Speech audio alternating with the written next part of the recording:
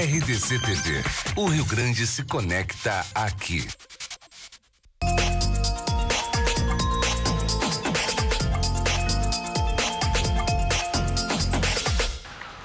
Olá, muito boa noite para você. No ar o programa Cruzando as Conversas, a sua companhia aqui na RDC TV, de segunda a sábado, discutindo temas pertinentes para os gaúchos e também para as gaúchas. E hoje a gente vai falar sobre um tema bastante polêmico, a eutanásia, que é definida como a conduta pela qual se traz um paciente em estado terminal ou portador de uma enfermidade incurável que esteja em sofrimento, é claro, constante, uma morte rápida e indolor. No Brasil, o assunto é um tabu, já que o ato é previsto em lei como assassinato. No entanto, nem todos os países encaram procedimentos da mesma forma. Holanda, Suíça, Canadá, Colômbia e Estados Unidos, por exemplo, permitem justamente a morte dependendo do caso. Na Bélgica, a eutanásia é permitida desde 2002. E no Reino Unido, a Suprema Corte decidiu que a prática da eutanásia em pacientes em estado vegetativo não precisa mais de uma autorização judicial, bastando apenas consentimento entre os familiares e o médico. Para debater este tema, e também recebemos aqui, já agradecemos a presença, recebemos a advogada Fabiane Verlindo, do médico, professor da Faculdade de Medicina da URGS, mestre em Sociologia de Saúde, doutor em Educação, Odalci José Pustai, também da pedagoga em Educação Especial, Vilene Scartassini, e também do neurologista Alexandre Guerreiro. E agradecemos a sua presença aí em casa também. Envie a sua pergunta, você pode participar do programa através do nosso WhatsApp 99-815-9990. E se você quer seu comentário, olha que bacana isso, o pessoal acha muito legal, eu também.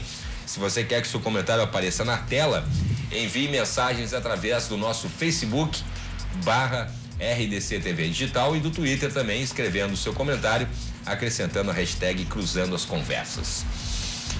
Bom, eutanásia é um tema extremamente polêmico e, na verdade, a gente estava discutindo aqui fora do programa quem é contra aqui na bancada, qual é o lado que é contra e qual é o lado a favor.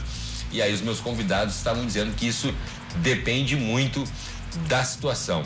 Eu vou começar com o doutor que levantou essa questão. Doutor Guerreiro, depende muito, é verdade. É um tema polêmico, de qualquer maneira, né, doutor? Boa noite. Sim, boa noite a todos, boa noite a todos os que nos assistem agora. De fato, depende do que se entende por eutanásia, né? Porque se a gente pega a terminologia, né? Thanatos, né? Thanatos, morte. Todos nós vamos morrer. E todos nós, como é a única coisa que realmente não temos dúvida nessa vida, né? Que a gente um dia vai deixar ela, né? Eu prefiro... A morte é a única coisa certa na vida. A única coisa certa na vida é a morte, então eu preferiria que fosse uma coisa boa, né? Que fosse de uma maneira, como tu mesmo disse agora aqui no começo, né? Rápida, indolor e, enfim, que eu tivesse na plenitude das minhas faculdades, enfim, terminando toda a minha carreira, enfim, tudo que fosse possível, né? Isso, se pudéssemos escolher, né? Porque a gente sabe que não é bem assim, né? Então, só que por eutanásia, aí os termos, se fosse só puramente pela expressão em si, todos nós ficaríamos em pleno acordo, não teria nem essa discussão, né? O problema é entender, então, exatamente como que eu defino isso, né? Eu tenho o direito enfim, a gente vai discorrer um pouco mais, mas se isso é bom, significa que eu termine contra a minha vontade ou de acordo com um desejo meu, enfim, é aí que vem toda a discussão, vem toda o que significa, e a gente entende, bom, do ponto de vista geral, assim, o que se entende por eutanásia é justo isso, né? A interrupção da vida, seja voluntário ou involuntariamente, mas de uma maneira médica, assistida, enfim, que tu não deixaria a natureza correr o seu caminho, por exemplo. Esse seria mais ou menos o que se entende hoje, né, por eutanásia, creio eu, né, a maneira que eu entendo, né. Espero que o resto possa contribuir também, a turma toda aqui. A ideia é um pouco discutir tudo isso, né. É uma situação realmente que depende do estado do paciente, né? A gente viu agora, tem uma situação bastante complicada agora com o campeão de Fórmula 1 do mundo, Schumacher, que tá lá um tempão já naquele estado vegetativo ali, né? E, inclusive a esposa gastou já uma fortuna já para manter assim, e realmente já está com um peso mínimo, assim, uma situação realmente já faz bastante tempo. Mas os familiares, ao mesmo tempo, sempre têm a esperança, né, de que aquele paciente possa reagir novamente. Mas o caso do Schumacher, na minha opinião, é o caso da distanásia, que é quando a pessoa fica somente ligada a aparelhos para prolongar um sofrimento o qual a morte ali já está decretada. Morte cerebral, né? Já foi decretada. Então, a distanásia, na verdade, existem os 3 termos correlatos. A eutanásia, a distanásia, que seria o caso da pessoa ficar somente ligada a aparelhos, prolongando esse sofrimento, inclusive é com sofrimento a distanásia, e a ortotanásia, que é quando a medicina já esgotou todos os meios e só dá os paliativos para aquela pessoa ter uma morte digna, sem sofrimento, que é o que o nosso ordenamento jurídico aceita. Tem isso também, tem a questão jurídica. O ordenamento jurídico aceita a ortotanásia. E aí depende... Não a eutanásia. Mas aí depende de quem? Aí aceita com os familiares pedindo, sim, o médico? Ou quem? o próprio paciente ou a família, o né? próprio paciente. Eu vi nessa questão paliativa, eu já comentei aqui no programa, eu visitei o Hospital Conceição uma vez, onde tinha um programa, doutor, que permitia pacientes terminais de forma paliativa, né? Que eu achei interessante o termo, porque realmente não tinham mais solução, que chamassem, por exemplo, pessoas ligadas às suas religiões, nos 6 meses finais de vida ali, que aquilo, teoricamente, causaria um conforto. Né, um conforto, eu achei muito interessante, porque o termo paliativo quer dizer que a pessoa ia morrer mesmo. Não tinha câncer terrível. Nos assim. 3 ordenamentos correlatos, eutanásia, distanásia e ortotanásia, tem que ser irreversível o quadro. Tem que ter daí a responsabilização de um atestado médico dizendo que não tem... Isso sim. Sim, né? A ortotanásia é a única prevista no ordenamento jurídico, inclusive até a Igreja Católica aceita a ortotanásia. O próprio Papa João Paulo II... aceita? Sim, foi um caso. Exatamente, foi um caso. Ele preferiu morrer em casa, na verdade. A pessoa sofrendo ali, tá no hospital, não tem mais o que fazer. E aí, professor? A questão da eutanásia... Tem essa questão da religião também. Exatamente. Esse é um aspecto muito importante, porque nós vivemos numa sociedade complexa em que o Brasil, ele tem uma miríade de religiões, de cosmologias, visões de mundo, né? Eu vou citar um exemplo de uma sociedade onde existia uma cosmologia consensual, que eram os inuís, os esquimós. Os esquimós. Para eles, na cultura deles, deixar alguém para morrer era parte da cultura deles. Por exemplo, isso está relatado num livro do Marcel Mauss. Ele conviveu com os inuís durante um longo período, onde ele observou que na passagem do verão para o inverno, eles voltavam com os caiaques dos fiordes de volta para dentro da caverna, aonde eles passariam o inverno. E essa volta, ela é uma volta que permite somente voltar as pessoas que conseguem caminhar. Então, era a hora em que os idosos eram deixados. Mas por que isso não era um drama? Pois é, uma crueldade. Né? Mas é muito interessante. Imagina. Que esse pesquisador, ele observou que, na verdade, os idosos esperavam por esse momento. Por quê? Porque na cultura deles era a forma dele sair da vida daquele corpo e se, vamos dizer assim, transmutado para a próxima criança que ia nascer. Que coisa, né? Então, isto era construído culturalmente, né? E aí, essa eutanásia, porque na verdade ele era deixado para morrer e normalmente, vamos dizer assim, ele morria muito rapidamente naquele frio. Naquela situação. Então, na cultura deles, isso era muito aceito. No caso brasileiro, nós temos, na verdade, como eu já comentei, visões de mundo, visões religiosas, dependendo, por exemplo, os espiritistas, os que professam a religião espírita, acreditam que a pessoa, quando vai morrer, na verdade, é só o corpo que morre, mas, na verdade, o espírito, ele vai ser, vamos dizer assim, renascer novamente aqui na Terra. Na Igreja Católica já é diferente. Então, só para citar... Sim, não vai ter a reencarnação, mas vai para uma nova vida. Vai ter uma outra perspectiva, mas, vamos dizer assim, num outro patamar, vamos dizer assim, não é retorno para uma condição de uma nova vida. Sim. Né? Bom, eu só queria comentar isso, que depende muito, então, da cultura, dos valores que a sociedade constrói sobre o que ela acredita, o que significa a morte. Né? Por exemplo, também, nós aqui no Brasil temos eslavos que vieram aqui para o Brasil. Eu assisti, por exemplo, um vizinho chamando para uma festa quando faleceu o vovozinho da família. E fizeram uma enorme festa, porque na cultura eslava tradicional tem toda uma história de que, vamos dizer assim, é uma passagem para uma vida melhor. E isso tem que ser festejado. Enquanto que na maior parte das situações, pelo menos da cultura mais geral no Brasil, a morte é um sofrimento muito difícil.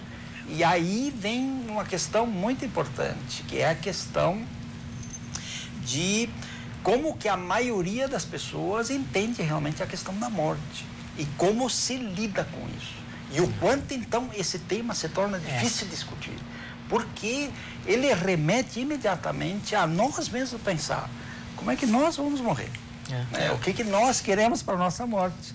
Né? Então, nesse sentido, é um tema difícil, é um tema que dificilmente se encontra um consenso, em que todas as posições são legítimas, porque elas dependem de visões de mundo. Né? E cada um de nós traz pontos de vista, visões de mundo que são muito particulares, muito próprias, que vêm da nossa formação, quem professa uma religião e assim por diante. Muito bem, e você pode participar, o pessoal da produção está me informando aqui para lembrar que você pode participar do programa através do nosso WhatsApp 99815-9990. 99815, o número está embaixo aí, 815-9990. E também o seu comentário pode aparecer aqui na tela da RDC TV. Mensagens através do Facebook /RDC TV Digital e também do Twitter, escrevendo aí o seu comentário e acrescentando a hashtag Cruzando as Conversas.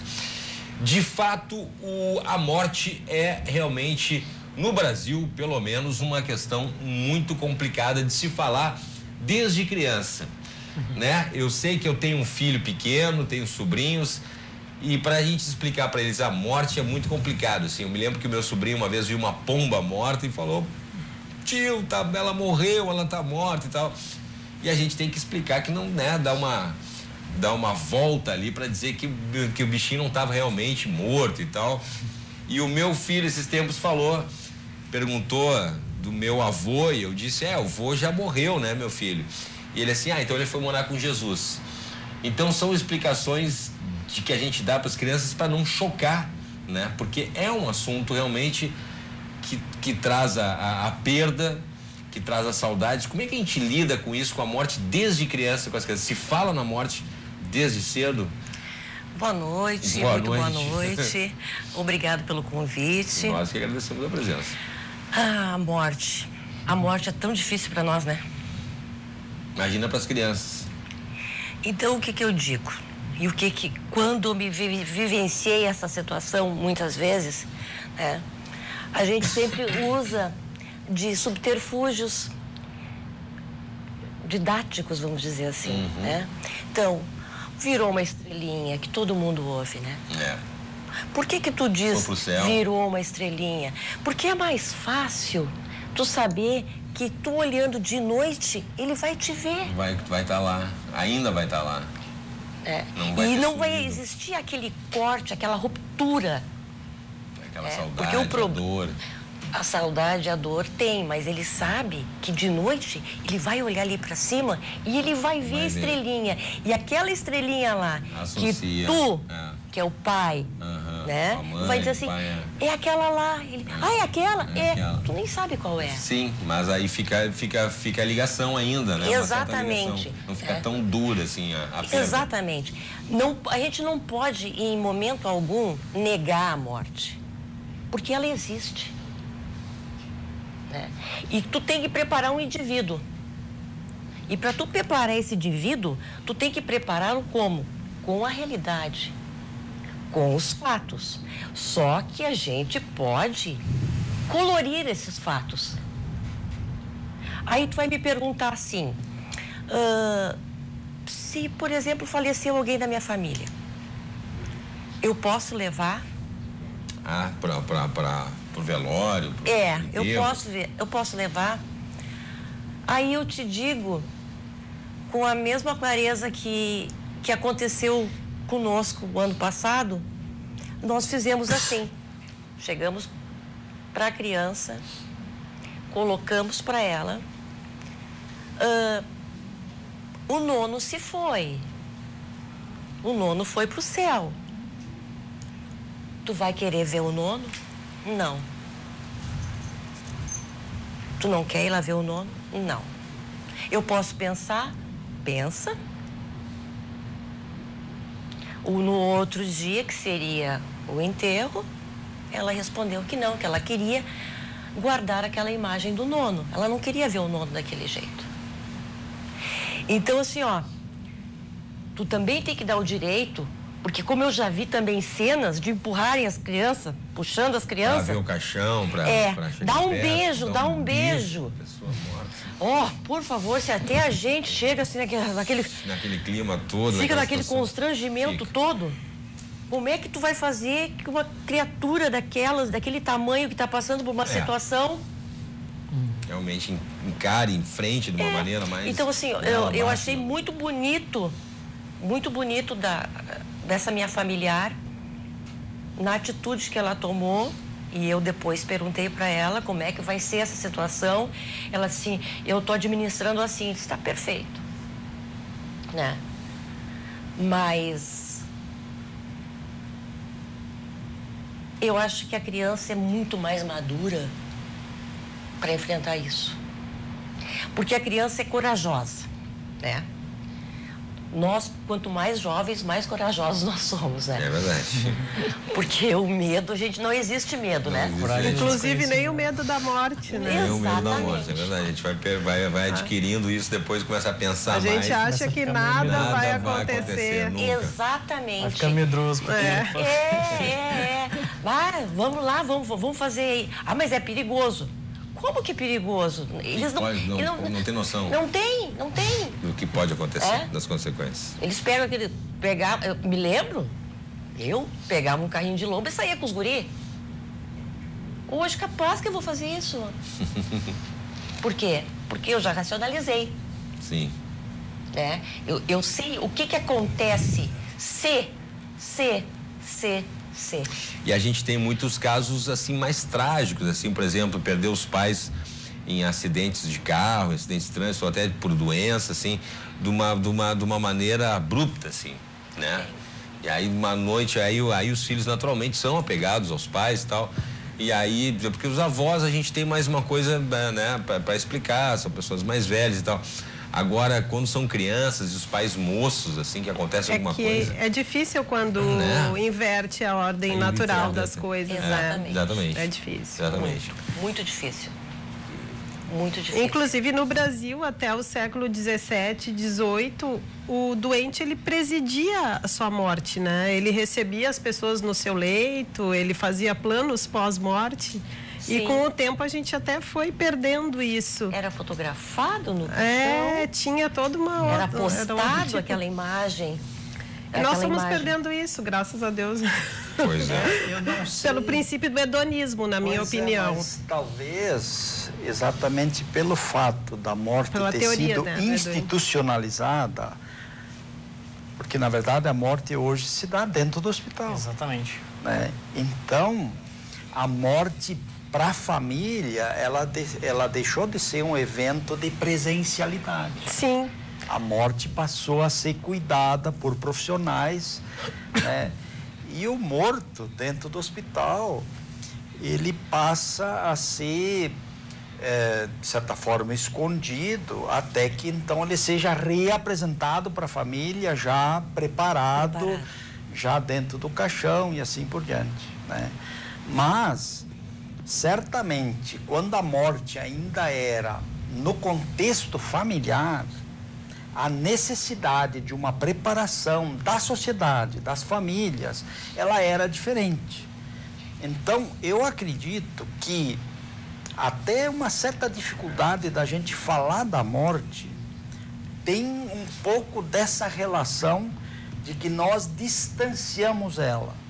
Nós distanciamos das relações do dia a dia. A gente terceirizou para uma instituição e, de certa forma, nós também terceirizamos aquele período que pode se tornar relativamente prolongado da pré-morte, em que a pessoa, que agonia, a família, vamos dizer assim, ela é distanciada disso. A pessoa é deixada numa instituição onde ela não conversa mais com a família, praticamente. Tocou num ponto... chegou num ponto, assim, eu sempre gosto de relembrar, para quem não leu, A Morte de Ivan Illich, do Tolstói, né? Em que o livro todo conta a morte, vamos dizer assim, dentro da família. O cara morre em casa e constrói toda a relação da morte dentro da família, né? Então, e é um contraponto exatamente ao que nós temos hoje. Então, de certa forma, essa institucionalização do local da morte, ela faz com que as pessoas que estão fora, que não estão no contexto, elas não tenham a oportunidade de vivenciar, inclusive, essa situação de como é que as pessoas se preparam para morrer. Como é que elas vão se despedir, como elas vão construir essa relação de, daqui a pouco, se despedir e ir, né, para uma outra perspectiva. Né? Então, para as pessoas que estão distantes disso, tem realmente uma grande dificuldade. Né? Então, e aí entra essa questão da discussão da eutanásia. No meu entendimento, ela é uma discussão que ainda não está acontecendo na sociedade. Não. Então, eu acho que, inclusive, que em outros países, talvez, inclusive, por as instituições encarar de uma maneira um pouco diferente aqueles nossos idosos que chegam numa certa condição em que a perspectiva de vida, ela se torna praticamente, vamos dizer assim, dependente de instrumentos de sobrevivência. Em algumas, principalmente na Europa, tanto também nos Estados Unidos, em que a sociedade foi construindo consensos de que o próprio investimento médico hospitalar, ele não deve ser tão fortemente direcionado para essas pessoas, para que elas tenham uma condição de deixar a vida sem uma assistência tão sistemática. E o que coloca para nós médicos também uma situação em que muitas vezes nós somos colocados a ter que cuidar pacientes que têm uma perspectiva de vida muito limitada. Provavelmente, se nós fôssemos pensar novamente de como que a morte era tratada antes dela ser institucionalizada no hospital, certamente as pessoas morreriam no fim do seu ciclo vital, sem tanta intervenção, né? E talvez sem tanto drama. Inclusive para poder discutir Que uma coisa que leva a pessoa outra. vai morrer naturalmente. Uma coisa leva a outra, realmente. O grande drama, eu não sei, o grande drama ali também é saber exatamente se realmente, esse é um dos pontos nevrálgicos, assim, mas quanto tempo eu tenho de vida? Essa é uma pergunta que me fazem, às vezes, pro médico é difícil, ninguém é profeta aqui, eu sou médico, olha, a estatística diz que, mas isso significa que essa pessoa vai cumprir exatamente a estatística, sim, eu não sei. Então, às vezes, tu gera uma certa aflição até na família por não saber dizer exatamente, porque ninguém sabe dizer quanto tempo leva ou não leva, entende? Então, eu acho que o primeiro ponto, a discussão sobre a morte é algo que é muito importante. A gente tem uma cultura meio tanatofóbica, assim, ninguém quer falar de morte. Mas você nem toca. Então, às vezes, e não é incomum, a gente vê assim, às vezes, eu vejo, né? Porque a gente vê assim, olha, um paciente grave que tu vê nitidamente que não vai sair dessa, né?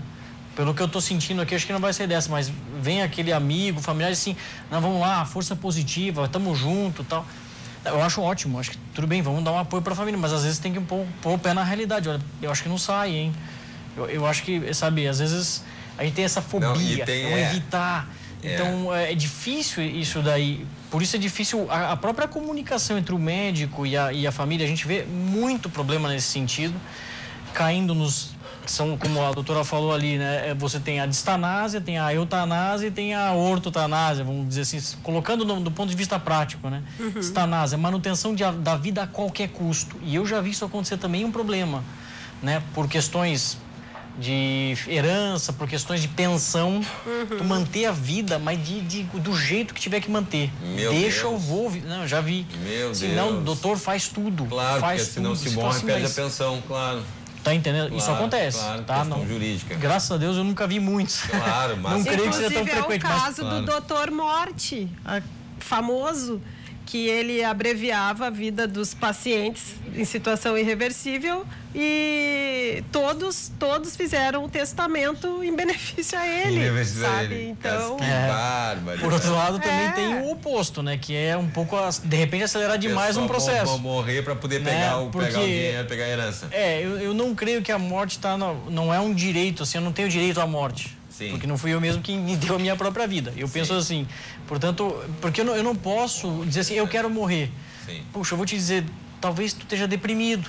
Vamos fazer uma análise um pouco melhor, daqui a pouco vai descobrir que se eu concordo que eu tenho direito à morte, todos os nossos depressivos daqui a pouco têm o direito. Mas nós tivemos um caso agora, no início deste ano, doutor, daquela menina, ela é holandesa, que saiu no Terra, inclusive hoje, que ela teve o direito, né, da eutanásia por motivos psiquiátricos. Que loucura. Então, pois é. Mas eu vou... Calma. Eu vou resvalar pro lado errado também. Que tem gente aí, depois a gente tá na televisão e tem muita gente assistindo, depois vai entender errado. Vai entender errado. Mas a gente volta. A gente volta rapidinho, a gente vai fazer um rápido intervalo aqui, cruzando as conversas, a gente volta rapidinho, em 2 minutinhos, estamos de volta, não sai daí.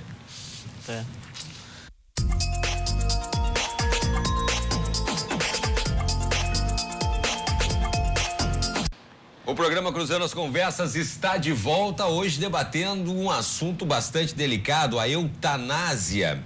E para debater esse assunto, a gente está recebendo aqui no estúdio, agradecemos a presença sempre, da advogada Fabiane Verlindo, do médico professor da Faculdade de Medicina da URGS, mestre em Sociologia da Saúde, doutor em Educação, Odalci José Pustai, também da pedagoga em Educação Especial, Vilene Scartassini, e do neurologista Alexandre Guerreiro, e da sua participação aí de casa aí, ó, através do 99-815-9990, o número está aqui embaixo. E também, se você quiser o seu comentário aparecendo na tela, temos também, envia aí mensagens através do Facebook /RDC TV Digital e também do Twitter, escrevendo o seu comentário, acrescentando a hashtag Cruzando as Conversas. Bom, no bloco anterior a gente estava comentando sobre a questão da dignidade, né? Da questão, o professor também comentou sobre a questão dos asilos, se deixar os avós, às vezes, em asilos, que também já é dependendo da situação, uma morte anunciada. E o doutor comentava sobre essa questão, às vezes, dos familiares, que familiares próximos têm uma opinião e, às vezes, familiares mais distantes têm outra opinião. Isso é verdade. Como lidar com isso, doutor? Acho que o grande drama hoje é esse, a comunicação entre uma equipe... Bom, falo eu porque eu estou na prática médica clínica, a gente está todos os dias no hospital, a gente vê todos os dias isso acontecer, então eu posso dizer que um dos grandes dramas que a gente tem é a comunicação entre a equipe médica, isso não só o médico, mas a enfermeira, todo mundo, inclusive assistente social e tudo mais, com a família. Como que há o que está se entendendo de cada lado sobre uma questão. Digo isso porque os pacientes que eu pego, a maioria deles são pacientes que são doentes com quadros demenciais, que já não conseguem mais responder por si só. O senhor falava sobre o Alzheimer também, né? Por exemplo, é um tipo, né, numa das demências que a gente encontra, na qual realmente a autonomia do paciente está bastante debilitada. Ele já não reconhece mais os familiares, ele já não consegue mais ir vestir-se sozinho, não consegue se alimentar sozinho, ele depende praticamente, por isso a questão da autonomia, ele depende um pouco de tudo dos outros, né? Então, quando a gente vai reparando isso, a gente está reparando que há um desfecho logo, né? Claro. Isso aqui, estatisticamente falando, né, um Alzheimer grave, um Alzheimer já severo, né, com comprometimento severo das funções cognitivas, a gente sabe que em algum momento isso aqui pode durar 6 meses, talvez bem menos, 4 meses, mas vai acabar fazendo alguma escara, vai acabar fazendo alguma pneumonia, alguma coisa, e que vai acabar esse paciente indo a óbito, né? Como que eu consigo deixar isso claro para a família, não um membro, mas a família como um todo, porque de um lado tem a equipe médica, do outro lado tem a outra equipe, que é a equipe família. Como a gente comentava aqui, né? Não basta eu falar com a filha lá que está mais próximo, mas o filho está distante, eu preciso dos dois, né? Mas estão brigados. Bom, não sei, nesse momento, vamos tentar se unir, pelo menos nesse momento, depois vocês voltam a brigar, não tem problema, mas agora essa equipe precisa trabalhar também, né? Porque é um drama a morte, né? Ninguém pense que, enfim, a pessoa vamos dizer, vai a óbito, ela vai começar a ter as alterações das partes vegetativas, vai começar a cair a pressão, ficar pálido, sudorético, a frequência cardíaca aumenta, então aquela coisa de às vezes começar com uma respiração agônica, né? O momento da agonia, isso não é agradável para ninguém. Claro que a gente, quando tenta... quando a gente tem um bom contato, a gente preza pelo conforto, a gente consegue minimizar isso, né? Usando analgésicos um pouco mais potentes, ansiolíticos mais potentes, e que consegue fazer vamos dizer, uma coisa mais amena, mas nunca é agradável. E como que a família vai lidar com isso? Porque às vezes a demanda da família vem para a equipe médica no sentido de ou reverte isso daí, o que é impossível, porque a gente já sabe que é um quadro demencial em fase final, um quadro, sei lá, uma neoplasia final que eu não tenho como reverter, já não foi revertido anos atrás, não sou eu que vou conseguir fazer isso agora. Eu só consigo, é aquela história, né, do consolar sempre, né, a frase do Hipócrates, né, curar às vezes, consolar sempre, né. Então a gente está nessa fase, eu já não tenho mais opção de cura, eu consigo só consolar. O duro é, às vezes, o familiar aceitar isso. Que seria a ortotanásia, né, doutor? Que exatamente. É a condição digna do paciente morrer dignamente. Exatamente, prezar pelo conforto. Então, eu costumo dizer nesses termos, mais ou menos, às vezes eu explico para os pacientes, às vezes os pacientes, para a família, né? Olha, daqui para frente, pelo fato da doença estar em estágio terminal, daqui para frente nós vamos parar de fazer exames, porque exame vai acabar gerando mais ansiedade ainda. Eu vou fazer um exame de sangue, por exemplo. Sim, e aí vai ter lá, e aí, agora o que você quer fazer? Você quer fazer uma transfusão? Sim, vai machucar. Tá, o que eu ganho com a transfusão? Eu vou ganhar quanto tempo a mais? Eu vou reverter o quadro? Não, eu não vou curar com uma transfusão, mas eu vou ganhar o quê? Mais tempo de quê? Pois é, porque entende? Às vezes falava daquela questão das perguntas, quanto tempo tem, né? Todo mundo quer saber quanto tempo. Exatamente, a gente não tem essa resposta. Todo mundo quer saber. Não posso te dizer. Mas é a morte no seu curso natural. Porém, com aquela dignidade da pessoa não sofrer, vamos dizer porque assim. As pessoas Acho que o termo jurídico seria dignidade, o termo médico seria conforto. A gente, olha, vamos prezar pelo conforto. O que interessa daqui para frente, eu tento explicar isso para os familiares, sempre eu acho que é qualidade de vida. Ele está agônico, ele está parecendo ansioso, tem face de dor, tem, então a gente vai começar, por exemplo, uma morfina, um analgésico mais potente, um ansiolítico para que ele não tenha dor, para que ele fique calmo. Chama a família, né? Olha, avisa a família, não está bem, não sabemos como é que vai ser, quando vai ser, mas não está bem. Até o apoio, isso que tu comentava no começo, olha, o apoio pastoral, né? Ver qual é que era a religião da pessoa. Vocês querem chamar lá um sacerdote, um pastor, bandista, eu acho ótimo. For, e a lei até prevê que tem esse direito de entrar, fazer uma visita, que isso dá conforto para a família, dá conforto.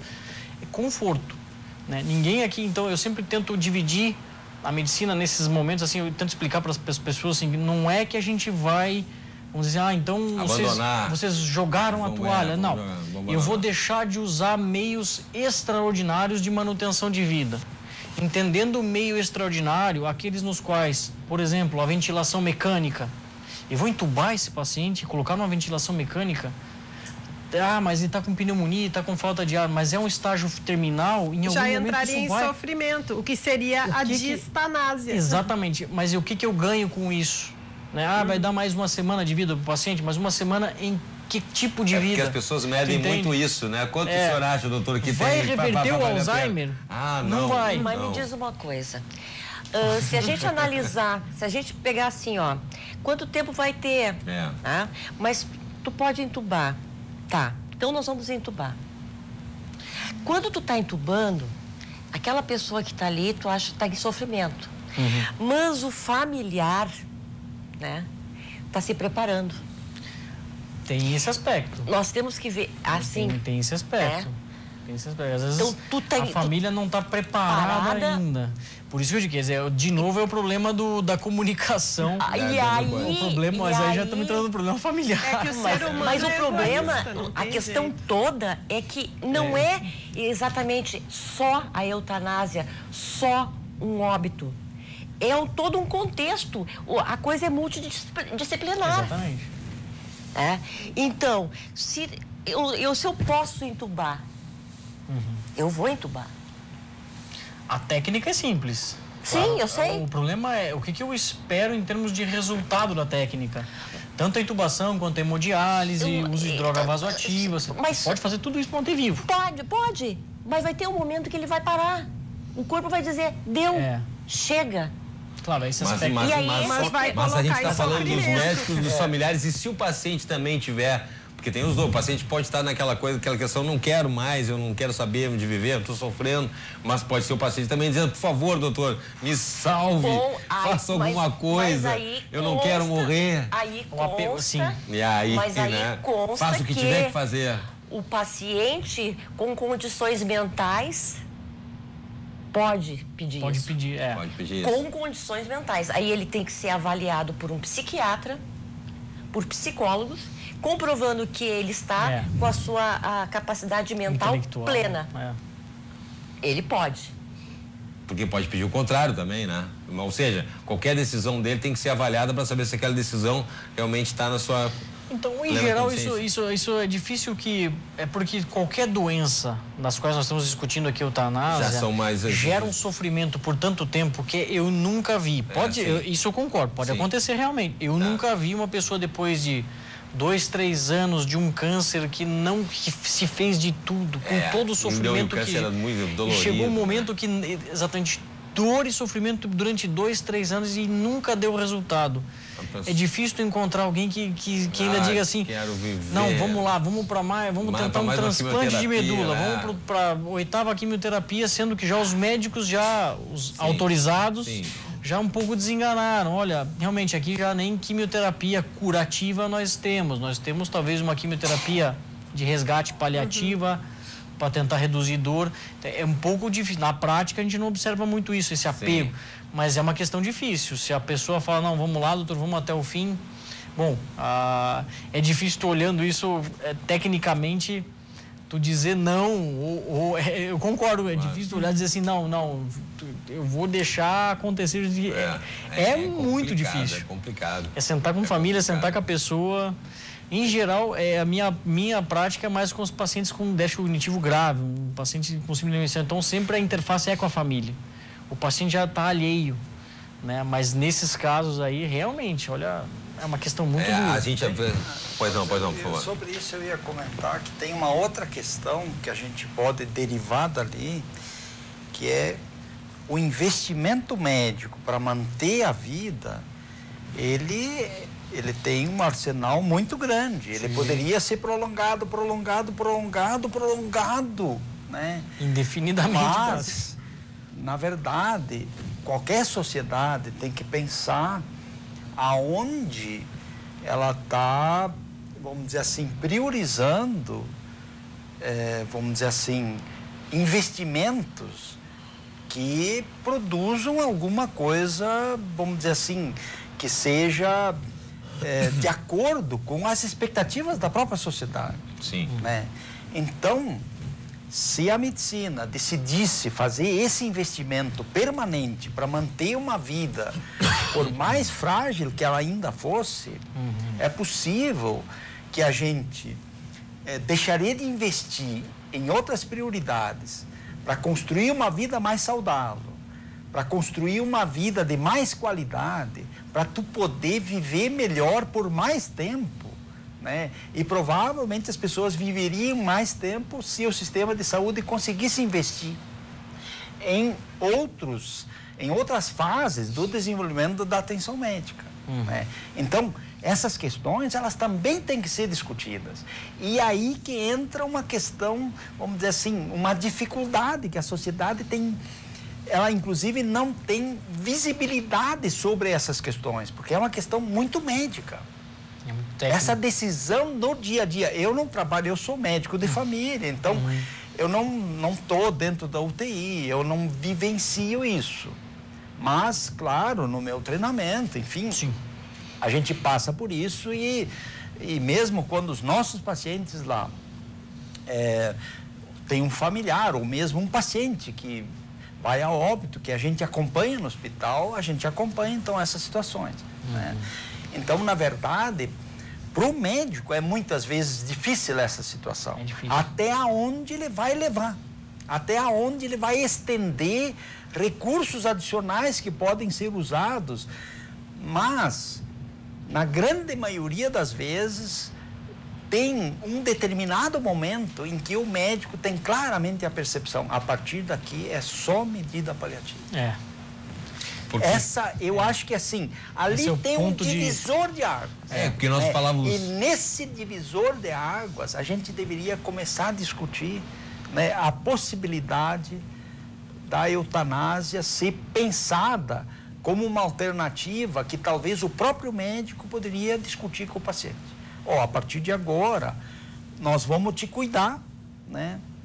Mas nós não temos mais perspectiva de cura, nós podemos te cuidar, nós podemos cuidar da tua dor, nós podemos cuidar do teu sofrimento, nós podemos cuidar, podemos dar todo apoio e agora nós vamos discutir contigo como é que tu quer ser cuidado, até onde tu quer ser cuidado.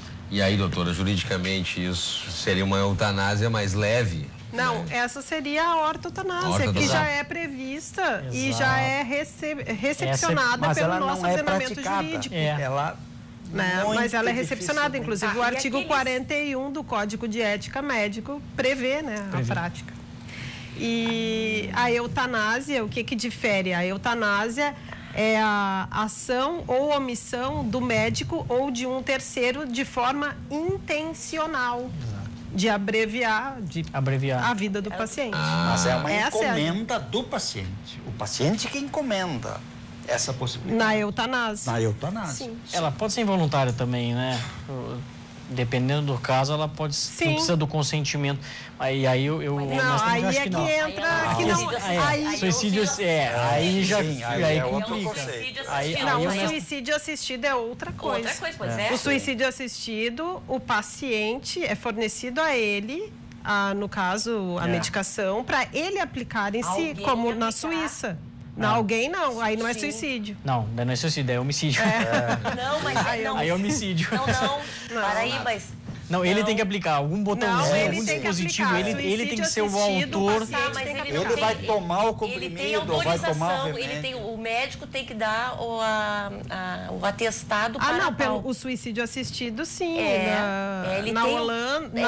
Na Suíça. Na Suíça ele tem essa autorização, sim, mas tem que ter prescrição. Mas no nosso ordenamento jurídico, a eutanásia é prevista como um homicídio. Tá, eu pergunto para vocês o seguinte, e aqueles casos que a gente ouviu de que as pessoas ficaram anos comentava no início do programa. Em cima de uma cama. Em cima de uma cama e depois mora para outra. Né? A polêmica até Esquiavo, né? Exatamente, Esquiavo. E aí... Você falou do Schumacher aqui também, né? Acho que foi o doutor que falou. Não, foi... Terra Esquiavo foi o caso emblemático, né? Mas é isso que eu quero saber. Já pensou, eu fico pensando assim, aí eu digo, eu autorizo fazer a eutanásia. Mas será que eu não estou daí matando a criatura? Que talvez tivesse pudesse voltar? Vir a fazer alguma coisa, nem que seja... Aí tem a questão clínica daí também, porque tem coisas que... Tem situações que ser um milagre. É o que a gente chama hoje em dia de estado de mínima consciência, como, por exemplo, é o caso do Schumacher, né? Sim, tu tem estado de mínima consciência significa, eu mantenho a vigilância, olhos abertos, mas nenhum tipo de reação ou interação com o meio. Nada. Dá a impressão que tu fica ali olhando e pensa, será que tem alguém aí dentro? Essa é a pergunta, né? Esse é o estado de mínima consciência, né? E que foi o caso emblemático aí de Terra Esquiavo, então foi toda uma polêmica que deu. Aí o marido conseguiu na justiça o direito de suspender a alimentação dela via sonda, porque ela não conseguia se alimentar, ela era sondada.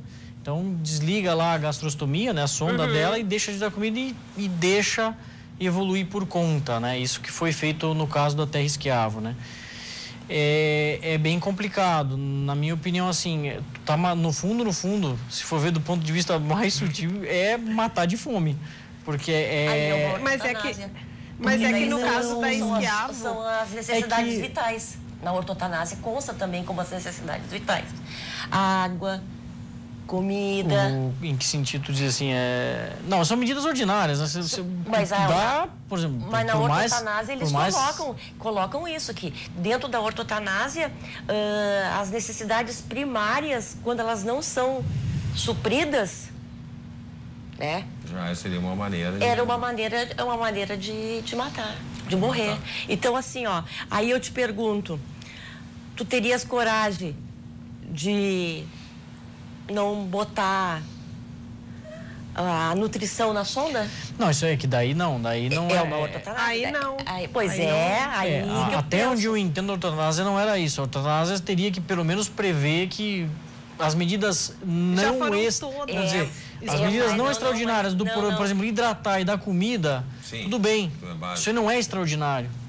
Mas se ordinário. Mas se tu fica sem... Mas é aí que tá. Até onde eu entendo ortotanásia, você vê como os termos... Eu só não vou propor suporte avançado. Mas tem esse embasamento tu entende? todo da ortotanásia. A ortotanásia seria, vamos dizer, tu deixar a natureza correr o seu rumo. Eu vou dar comida e água. Eu vou te dar comida e água. Se por um acaso tiver um problema maior ainda, vamos imaginar que uma Terra Esquiavo, daqui a pouco... por alguma razão entrou em insuficiência cardíaca, né? Eu vou levar para uma UTI, entubar e fazer... Não, daí já é extraordinário, tu entendeu? Deixa ter... Eu tô dando um exemplo mais clínico, talvez. Mas não deixaria de dar para ela comida e água, que é o mínimo para o ser humano se manter vivo. Eu acho que tu tá falando da eutanásia passiva, que seria a suspensão do tratamento. Não, exatamente. Mas a eutanásia passiva, ela suspende a parte medicamentosa. Tu tá falando do quê? De necessidades as necessidades diárias do indivíduo. Quais são as nossas necessidades diárias? Comer, beber, só que um paciente que já está ali em estado terminal, então, ele não faz mais isso. Se tu não sonda ele com essa nutrição... mas as dores também, tem a questão do... Aí já pega a parte medicamentosa, que nem ela falou, a eutanásia passiva. A eutanásia passiva, tu suspende. Aí vai manter a pessoa viva com medicamentosa, dor. Não, daí pra dor você vai tratar. Não, lógico. Você muita crueldade também, você suspende todos os remédios. A pessoa urrando de dor, não, vai continuar assim. Vai continuar, mas eu te dou comida e te dou água. Vai te continuar vivo. Não, mas no caso da Esquiavo, sim, que foi, eles suspenderam a dieta. Porque, mas no caso dela, ela era anoréxica, né? Ela teve uma parada cardíaca, a qual ela ficou... teve um erro médico, ela tinha $1 milhão para receber, teve todo um outro contexto. O marido era o único beneficiário. Então, assim, esse $1 milhão que ela tinha, que ela recebeu de uma indenização, inclusive, era para o próprio tratamento dela. Só que o tratamento cessando... Ele era o curador dela, o ex-marido, né? Muito embora já tivesse até outra família, enfim. Ele era o curador e ele foi o beneficiário desse restante desse $1 milhão. Né? Já envolvem outras questões. Então, assim, até que ponto, né, também o agente pode se beneficiar, né? Como do caso do Dr. Morte, né? Que as pessoas faziam testamentos em benefício a ele. Né? Então... Não demorou, não. E depois você viu quantas pessoas, né? Quanto a gente induzia a morte. Sim. E demoraram, infelizmente, para descobrir que é em benefício dele. Mas a questão a gente está falando a questão principalmente do sofrimento, né? A pessoa está sofrendo, a dignidade.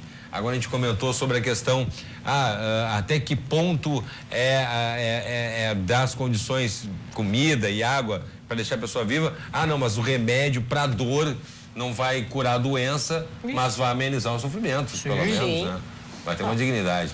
E a questão que eu queria falar, antes a gente vai ter que chamar um intervalinho agora, é essa questão também que é muito polêmica, que é a da preparação, que o professor falou, a preparação sobre a questão dos asilos, que muitas vezes as pessoas, às vezes, levam um avô, uma avó, e muita gente condena.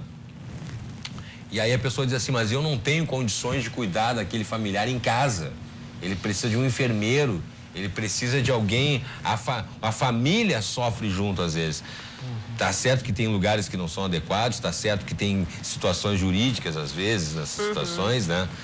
Tá certo que tem um abandono, tem a questão afetiva também. Quanta gente, já vi pais de amigos meus, avós de amigos meus, ou do casal, ou a avó, ou o avô falece, e aí a gente brinca, né? Mas que o outro parceiro morreu de tristeza, né?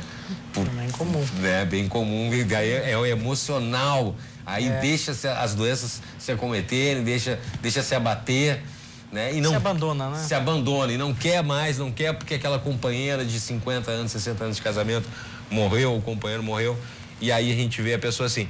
E esse sofrimento, muitas vezes, ele leva a família inteira junto. E aí fica aquela polêmica assim, né? Tem gente, mas vai visitar o avô, mas vai visitar a avó. Mas eu não quero visitar porque o avô tá mal lá no asilo. Eu não quero ver o avô daquele jeito lá naquele estado, deplorável, aquela situação. Eu tenho uma avó, por exemplo, que demorou um tempo mais para morrer, acabou falecendo no asilo, e uma outra avó que morreu dormindo.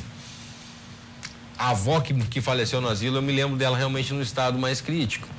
E a outra avó, apesar de ser já dura, que é difícil a gente falar sobre qual morte, o que é melhor, como melhor morrer.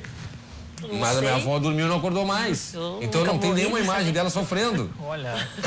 Morreu dormindo. Né? Não acordou mais. Acho que esse é um pouco um sonho de consumo nosso. Né? Eu sei, eu ainda não tô. O pessoal da técnica aqui até riu aqui agora. Eu quero saber. Prefiro assim. Porque, poxa vida, me lembro que ela ficava, eu tô com a perna cruzada aqui.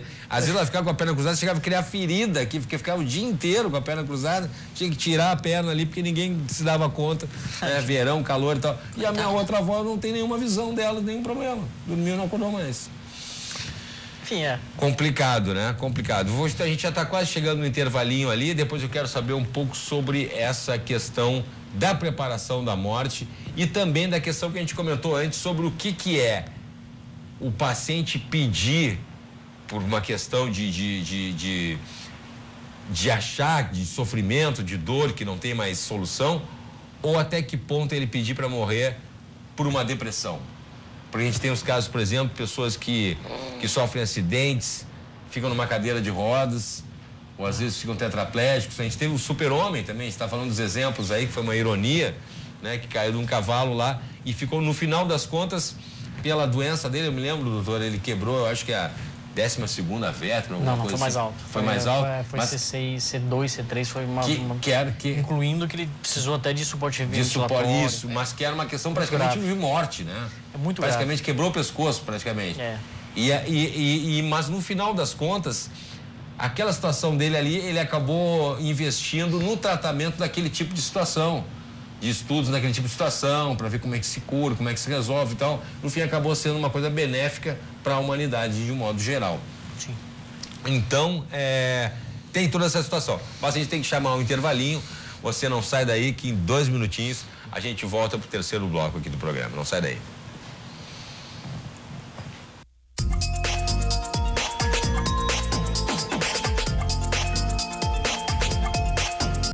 Estamos de volta com Cruzando as Conversas, hoje discutindo um tema bem que se não se discute, que é a eutanásia, né? É a morte de um modo geral, mas mais especificamente a eutanásia. E agradecendo aqui a presença dos nossos convidados, a advogada Fabiana Verlindo, do médico professor da Faculdade de Medicina da URGS, mestre em Sociologia de Saúde, doutor em Educação, Odalci José Pustai, da pedagoga em Educação Especial, Vilene Scartassini, e do neurologista Alexandre Guerreiro. O doutor comentou antes ali que nos casos de Alzheimer é uma doença relativamente nova, né? Mais ou menos. Mais ou menos. Mais ou menos. A gente faz mais diagnóstico, por assim, acho que fica mais fácil, né? Perfeito. A gente está conseguindo cada vez mais compreender a doença, fazer diagnóstico um pouco mais preciso. E descobrir que existem outros tipos de demência, não é só Alzheimer, né? Sim. E que, enfim, agora a gente consegue definir um pouco melhor as coisas, mas isso existe. Sim. Não é que, às vezes as pessoas não é que a estão doença aumentando. Não, está aumentando, não. É que também é uma coisa discutível, porque a sobrevida nossa aumentou, né? Se morria mais de causas outras, sei lá, Sim. apendicite no século XIX levava a óbito. Uma infecção, né? Hoje não, então quer dizer, tu tá tendo mais chance disso aparecer, Sim. né? Então não creio que seja bem assim.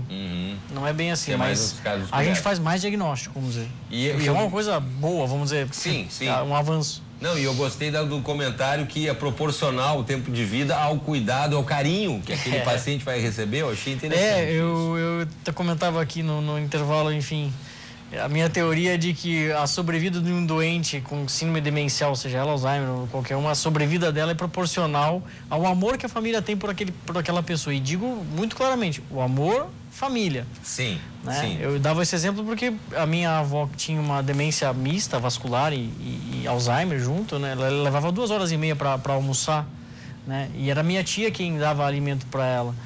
Eu acho mas muito pouco provável que um cuidador, por mais carinho e tudo, tenha essa paciência, né? Isso aí só existe de filho para mãe. Eu acho que é difícil que alguém fora, né?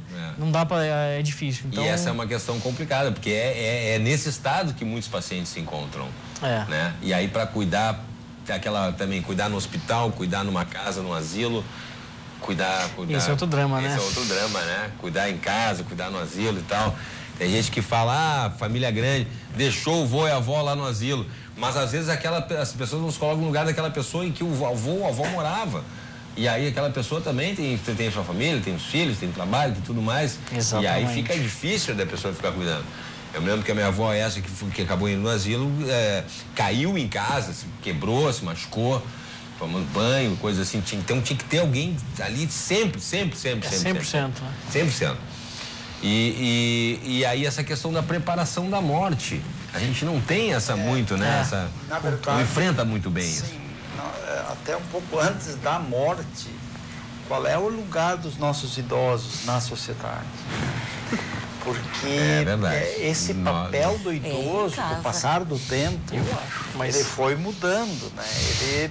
Se a gente pensar um pouco gerações para trás, os idosos ficavam na casa de um dos filhos e tinha uma tradição, muitas vezes assim, do filho mais novo ficar morando na casa e às vezes ele ficava até com a herança, porque ele se responsabilizava então pelo cuidado dos pais e ele então normalmente ficava cuidando. E existia até uma tradição, eu acredito pelo menos, de um bom cuidado intrafamiliar dos idosos, né?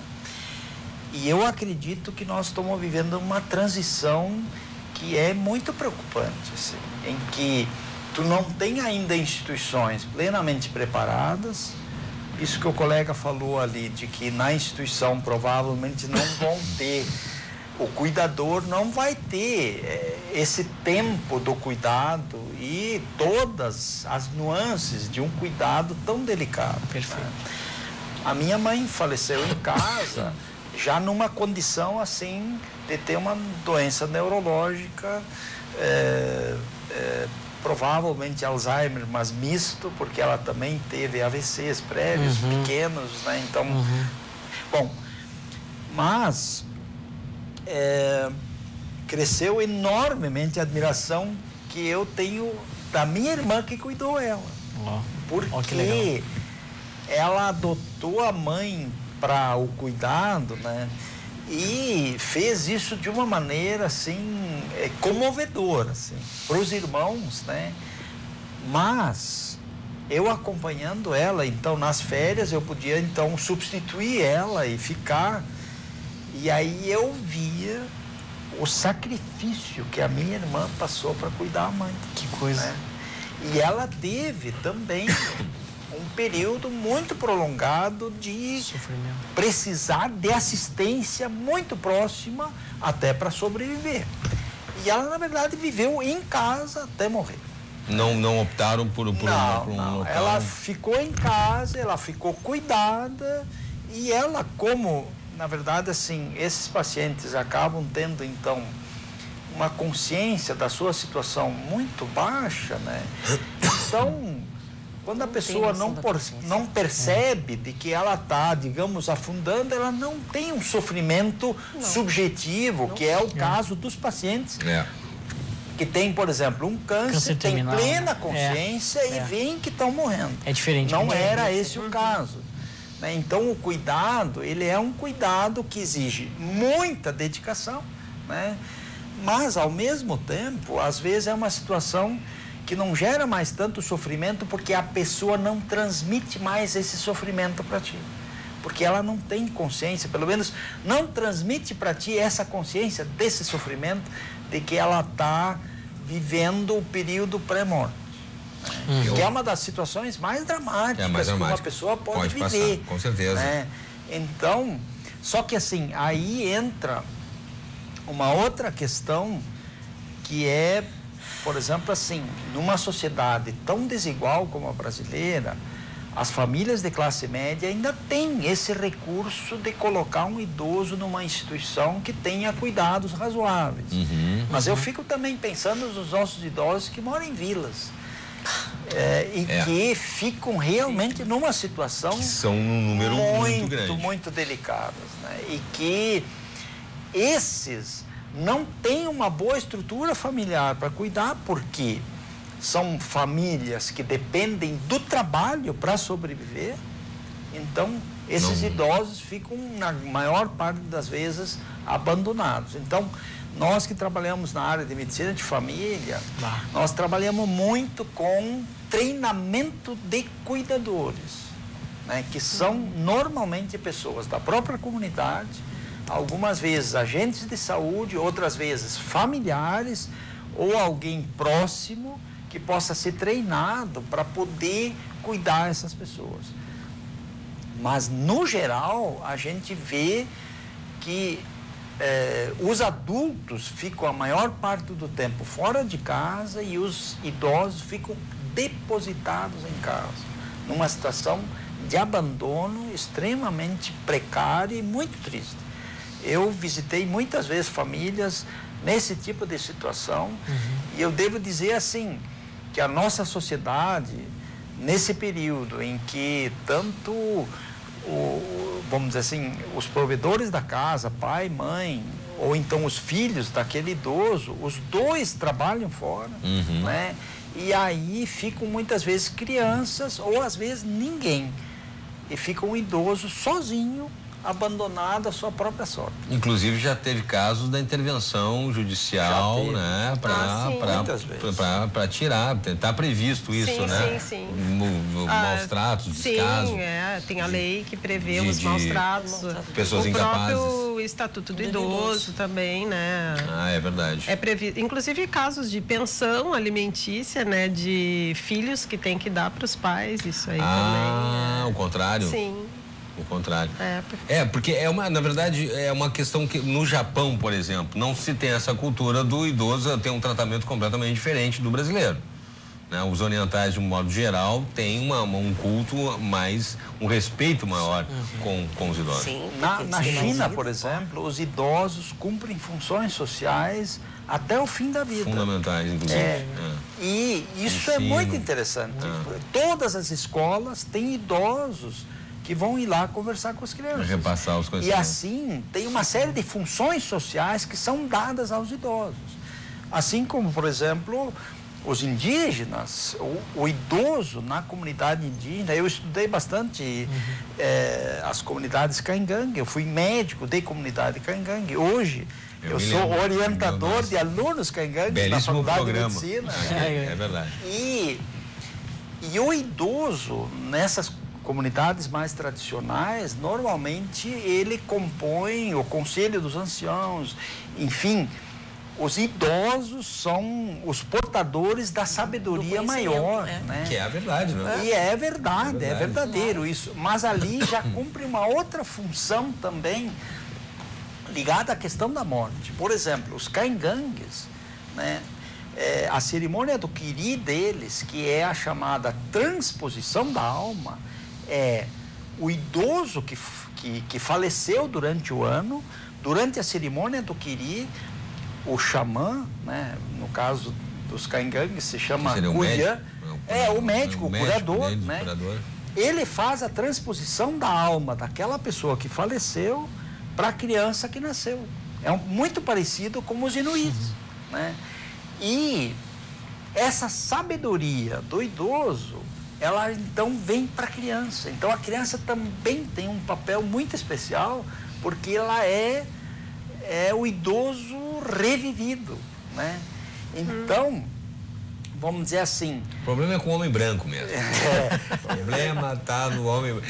Até na questão da cura deles, a gente comentava no programa, que, né, os remédios, as questões assim, o homem branco vem com aquele monte de coisa dele, de química e negócio. Eles tem tudo na natureza lá, né? Até doenças que eles não tinham também. A gente leva remédios para curar as doenças que nós levamos. Exatamente. Mas continua, desculpa, professor. Na verdade, então, eu acho que a questão do idoso, da pessoa, então, que está mais próximo dessa situação de começar a chegar ao fim do ciclo da vida dela, né? Está muito relacionado com a maneira como a sociedade está organizada para ter um papel, né, que seja melhor definido qual é o papel desse idoso na sociedade. Porque a impressão que nos dá muitas vezes que na nossa sociedade chega um determinado ponto em que o idoso ele não encontra mais espaço nenhum. Na nossa, né? Não. Eu achei muito interessante, por exemplo, colegas meus, quando a gente discutiu a construção do condomínio onde eu moro, como nós pensamos em construir o condomínio para ser um lugar onde nós queremos viver até nós morrer, né? Então, alguns vizinhos já construíram a casa pensando na sua condição de idoso dentro da casa. Claro. E que é uma coisa muito rara. Esse foi um evento que eu considero raro. É verdade. Porque, na verdade, ninguém quer pensar normalmente nisso. Não se pensa sobre isso. Não se quer pensar nisso. Qual é o papel do idoso dentro de uma casa? Ou se ele vai ficar na casa. Então, provavelmente não se pensa, porque já está se cogitando que ele talvez vá ser institucionalizado. Vai incomodar. Interessante.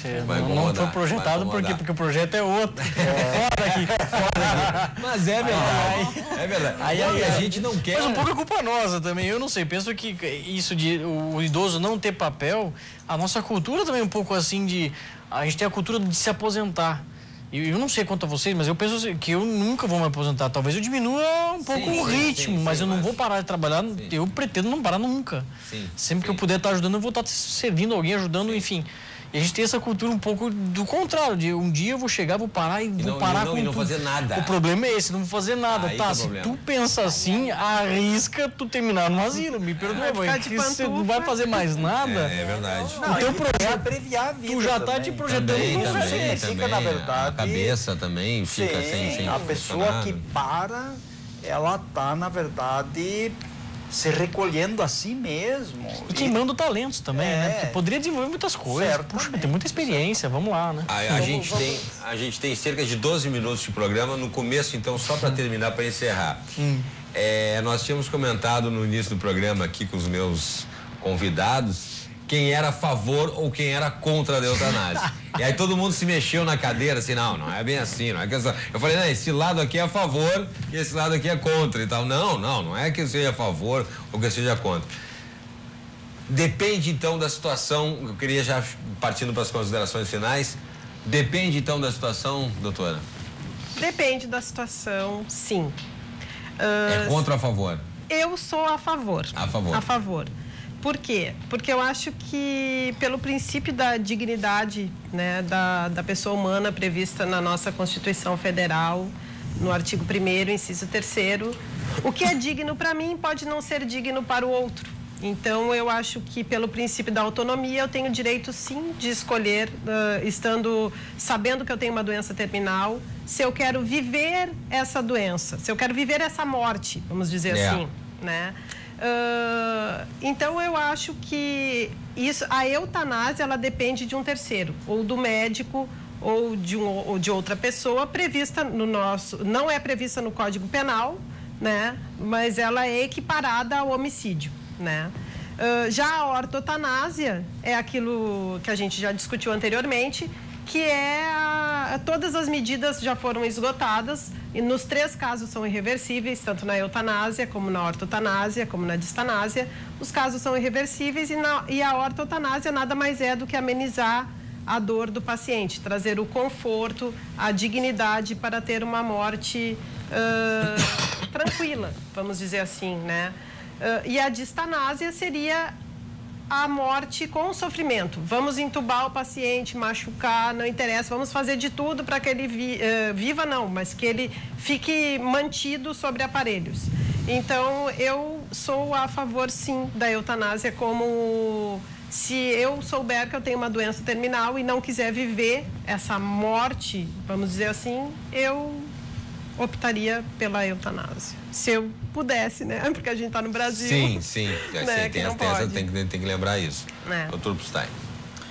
Bom, em tese, eu me alinho um pouco nessa perspectiva de que tem circunstâncias que precisam ser muito bem definidas, em que eu admito a possibilidade de poder oferecer para as pessoas em vida ainda fazer essa opção, para não ter que deixar isso como uma opção para a família decidir. Então, de preferência que a pessoa já declare isso em documento, que isso seja previsto em lei, em circunstâncias muito bem definidas, né? Porque eu sempre tenho muito medo quando se delega para instituições tomar decisões sobre a vida de outros. Isso é realmente muito delicado. Porque entre o preto e o branco tem tantos tons de cinza, de variabilidades, né? Que são extremamente difíceis de serem definidas. Mas a minha questão maior, agora eu estou falando em tese, porque no meu entendimento, no Brasil, esse é um assunto ainda que carece de muita discussão, carece de mais esclarecimento, que as pessoas, porque eu acredito que o público em geral, as pessoas em geral, ainda têm um conhecimento muito pequeno sobre isso, mas principalmente as pessoas não têm clareza também sobre as diversas nuances que tem essa questão, né? Então, o que eu não gostaria, por exemplo, que isso fosse um assunto decidido pelo Supremo, por exemplo, né? Em que tivesse uma decisão que é uma coisa bem comum no Brasil. Aliás, como aconteceu em vários países, em que os Já que não chega a uma conclusão. E eu acho que isso é um assunto que precisa ser discutido na sociedade. Sim. Né?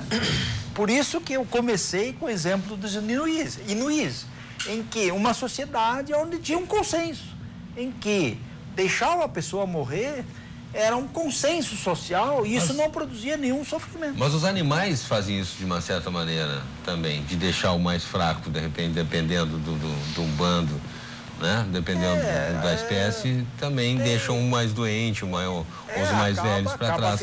Acaba ficando para trás. É que parece ser uma coisa cruel, professor, deixar um idoso, mas aí, como o senhor falava, eles já têm isso na cultura. Eles esperam por esse momento. Exatamente. Quando isso está construído dentro da cultura, né? Aí, vamos dizer assim, as pessoas conseguem aceitar isso sem sofrimento. Porque, na verdade, o que nós estamos falando aqui é a situação de um sujeito que tem a possibilidade de dizer que ele vai abreviar sua própria vida, ou vai deixar isso de ter esse direito. De ter esse direito. Né? E isso é extremamente dramático. Verdade. E as pessoas, na verdade, não gostam de pensar nisso, isso. Não gostam de pensar. Por isso que eu digo que na sociedade brasileira as pessoas ainda não pensaram sobre seria isso. interessante começar a por isso que esse tipo de debate é importante e por isso que a minha posição é em tese também. Porque eu acho que nesse momento é muito complicado tu estabelecer uma regra geral para uma sociedade que a grande maioria das pessoas não se colocaram ainda essa questão. Né? Então, eu acho que eu poderia colocar essa questão para o meu caso. Sim. Mas eu não sei se outras pessoas já pensaram suficientemente sobre isso para... Cultura de novo. Para, vamos dizer assim, tomar uma decisão, até no sentido de votar num plebiscito ou coisa assim. Eu acho que na sociedade ainda não tem um consenso, essa abertura para essa discussão sobre isso. Tá certo, fica a dica. Por favor, doutora. Eu não sou doutora. Eu sei. Psicóloga, pedagoga. Professora. Professora. Professora. Olha, por experiência própria, eu já tinha o meu conceito. Por vivências, eu não concordo. Eu não sou a favor. Eu não tenho... eu acredito que as pessoas não têm estrutura, porque nós não tivemos uma cultura, que nós estávamos conversando, a respeito da morte. Não, então, assim, ó, longe disso. eu não posso responder por uma coisa que eu não tenho condições de aceitar. Não que eu não aceite a morte, mas para mim, eu fazer isso aí, eu estou ceifando a vida do outro, por mais sofrimento. E aquilo que eu penso também, tudo é uma preparação. Se ele está ali naquele estado, ele ou ela, o paciente, né, que eu quero colocar, é porque existe uma preparação para ele naquela situação e uma preparação para os familiares. Porque enquanto tu tá ali te preparando, as partes se preparando, as coisas vão acontecendo, vai fluindo. Mas quando tu leva um choque, tipo assim, te ligam, olha, fulano sofreu um acidente, vai pro pronto-socorro. Sim, que nós comentávamos às vezes. Exatamente. Quando é uma coisa assim, abrupta. Então assim, ó, vamos deixar as coisas naturais acontecer. Claro que eu não quero que ninguém que esteja em cima de uma cama fique sofrendo. Sim. É óbvio, né? Sim. Mas o que eu quero? Eu quero dar todas as condições possíveis e necessárias para aquele indivíduo que está ali. Tenha, quem sabe... Sabe-se lá, né? E assim para todas as outras pessoas. Nós temos que nos darmos a chance. Eu tenho chance, tu tem chance. Doutor, que a medicina já diz, eu não tenho um juramento que diz que é para proteger a vida, que é tentar salvar, que é até o final, até os Não é tudo que puder, lógico, sem dúvida nenhuma. Mas lembrar que a medicina é limitada e nenhum médico é Deus, né? A gente tem profetas, enfim, profeta. Quanto tempo eu tenho? Bom, nem entrar em tema questão religiosa, a gente não tem esse poder todo, não. Todo mundo gosta de alguns acham que tem, viu? Não, mas o paciente sempre quer perguntar isso, né? Quem quer que não... mas eu tô com um problema aqui, mas doutor, quanto tempo eu tenho de vida? Então, olha... Né? Eu acho que, primeiramente, assim, eu gostaria de agradecer e acho que, assim, elogiar muito a levantar esse tema para toda a equipe aqui da RDC, porque é um tema que a gente discute aqui, a gente vê que o que falta realmente é entender o que é cada coisa. Colocar ali o que é, né? O que é uma eutanásia, em que dá um pouco mais de embasamento teórico, em que consiste a pessoa ter isso, e não só a população geral, mas os médicos mesmo. Muitos médicos vão ter dificuldade de entender isso. Olha, não é tão incomum encontrar colegas que às vezes... Por um lado ou por outro. Sim, então, vamos dizer, exagerando por um lado de eutanásia ou eutanásia, enfim. Eu acho assim, ó, eu quando entendendo eutanásia como a abreviação da morte, eu sou contra. Porque, né, a gente, como médico, com a minha técnica limitada, minha técnica médica, eu já não... Bom, primeiro que a vida é um direito inalienável, eu não posso dispor dela do jeito que eu quiser, nem tampouco da dos outros, né? Sim, muito menos, enfim, né? Sim. Eu não sei por quê e por quanto tempo aqueles fatos que dizem assim, olha, isso que o colega aqui comentou, né? Olha, a profunda admiração que eu peguei pela minha irmã, pela forma como ela tratou a minha mãe. Tu vê assim, se a gente tivesse acelerado o processo, talvez isso tivesse ficado para trás e se acabado. Verdade, um bom Essas exemplo. Coisas eu não sei dizer. É um bom exemplo. Portanto, eu não me vejo como autor da abreviação de qualquer tipo de vida. Tampouco quero manter ela ao máximo de tempo. A arte está no meio, né? A virtude está no meio aí. É tentar entender. E o que eu acho assim, eu sou contra e eu diria que para uma pessoa que está numa situação assim, olha, o que eu posso prometer é o maior esforço possível para que tu não tenha dor nem sofrimento. Isso não significa que não vá ter dor nem sofrimento. Eu prometo me esforçar, porque também isso pode ser que não seja possível. Tem dores, enfim. Claro. A gente vai fazer de tudo. Então, nesse sentido, sim, eu entendendo a ortotanásia como manutenção das vias ordinárias de manutenção de vida, deixando que a natureza corra o seu curso, sim, nesses casos eu sou a favor, vamos dizer, de ortotanásia, sem medidas heróicas ou extraordinárias de manutenção de vida, para evitar o terceiro tema, que seria a distanásia, né? A manutenção da vida a qualquer custo. A qualquer custo, de uma maneira até sem dignidade, inclusive, da questão... Então, nesse sentido, eu acho que eu diria isso. Seria, vamos dizer, o resumo da coisa, eu talvez dissesse isso para ti. Então, esse debate é muito importante, para que a gente entenda os termos exatamente. Aqui a gente já... Vamos convidar, eu aprendi muito e fiquei pensando, sabe? Tem coisas que eu não tinha parado para... Opa, é complicado. É complicado. Tem que pensar mais sobre o assunto. É delicado. Tem que pensar mais, é delicado, tem que pensar mais sobre o assunto. Infelizmente, nosso tempo está esgotado. Agradeço a participação também de você aí de casa. Lembrando que o Cruzando as Conversas volta amanhã ao vivo aqui na RDC TV, às 22h30. Uma ótima noite para você e até lá.